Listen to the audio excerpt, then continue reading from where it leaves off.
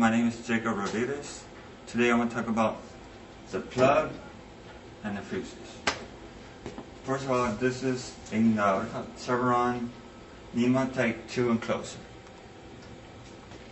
First of all, you think safety first. You always want to put on your goggles.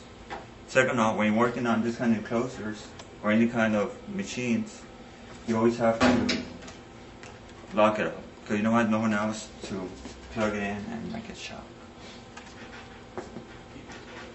This is a 5-pin plug. The plug right in the middle, this is your ground. This one right here is for your neutral. This is L1, L2, L3. The plug, the ground, connected to here. L1 connected right here to your main fuses. The main fuse is rated at 60 amps. Also from the fuses, you connect it to the knife switch right here. To turn it on, press this down, turn it on. Jacob Cruz, and I'll be talking about the transient suppressor and the 2 step-down transformers.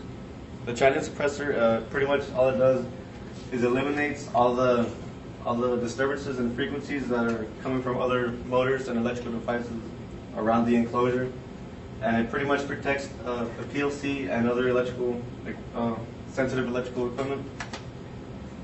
And the line 1 and line 2 of the suppressor is hooked up to the main transformer. And now on to the transformers.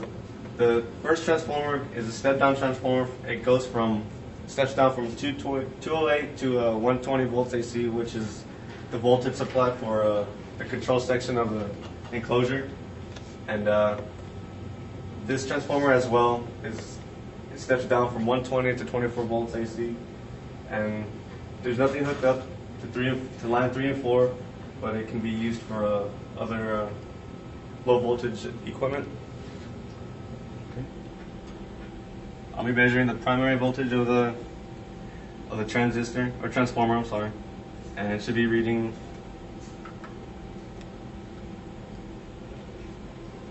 almost 208. It's at 205 right now. And now I want to measure the other voltage, which should read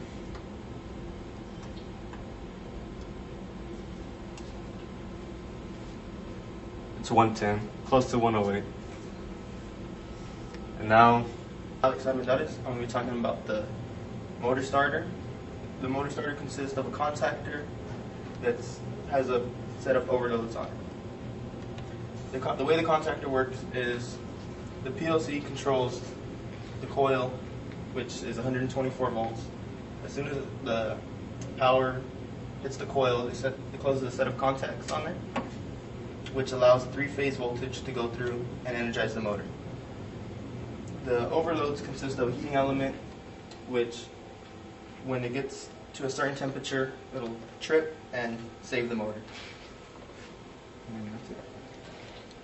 Talk about the programmable logic controller, which is the PLC, which is the brain of the operation.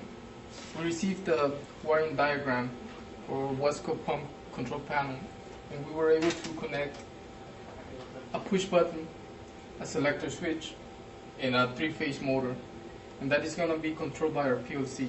This PLC is a IDEC MicroSmart, and it has 7 inputs. It has 9 inputs and 7 outputs, which is an 69-volt PLC. As the diagram shows, we wired. I don't know if you want to. Okay. Yeah, that's fine. You can show the diagram. Okay, we wired a selector key switch into the PLC, and that's going to have signals to input 1 and input 2.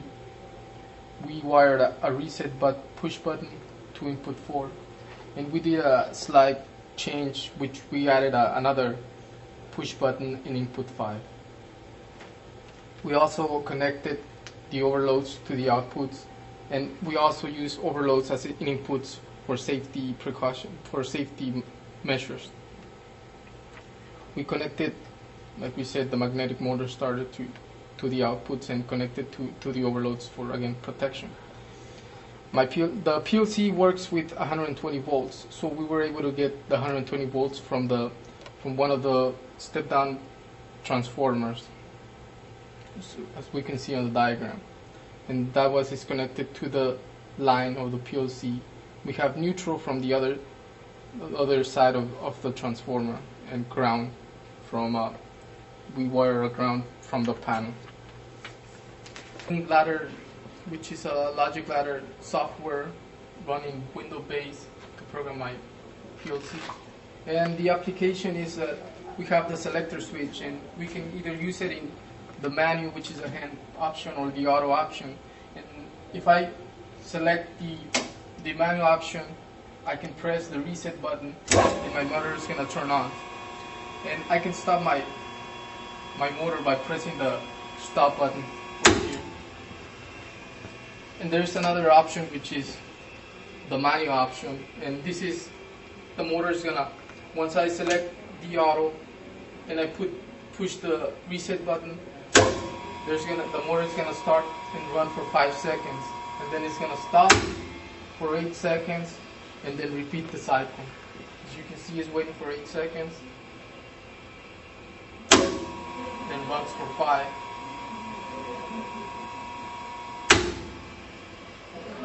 Waits for 8 seconds, stops, and then again 5 seconds to run. And we can shut the application by turning off the selector switch and pushing the stop button. Okay, that's it.